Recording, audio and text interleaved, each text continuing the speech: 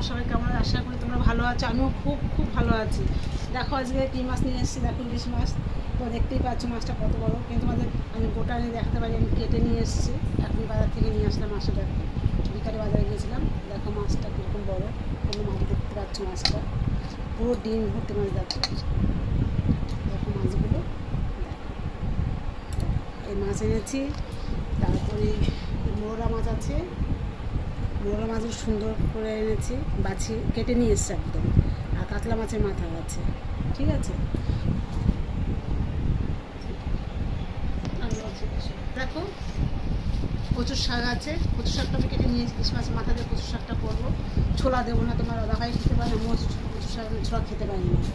আর এটা আছে, এই শাকটা আমি রানাঘাট বাড়িতে খেতাম, তুলে আনতাম, মাঠ থেকে তুলেছি, বা কাটোয়া বাবার বাড়ি সেখানে তো মাঠ থেকে তুলে তুলে খেয়েছি, মাঠে ঘাটে হয়ে থাকতো। কিন্তু আমি এখানে সেই শাকটা আমি কখনও খাইনি কলকাতায় এসে। আজকে শাকটা সকালবেলা আমি বেরিয়েছি রাস্তায় ঘুরতে, মর্নিং ওয়াক করতে, তখন দেখি যে শাকটা একজনে নিয়ে যাচ্ছে।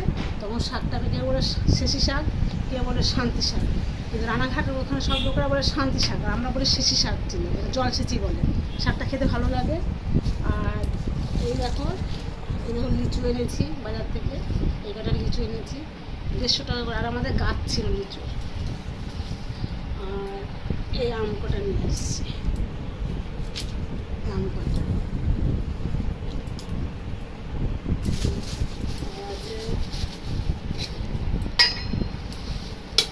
কপির ডাটাগুলো দেখো, এই দেখ কপির পাতাগুলো দেখো, এখানে কেটে রেখেছি, ভিজে ছিল। এইগুলো আমি চচ্চড়ি ভালো খাই। আর আম কটা দেখ খুব সুন্দর আমগুলো নিয়ে এসছি, একদম হিমসা। দেখেছি তো কত সুন্দর আমগুলো নিয়ে এসছি।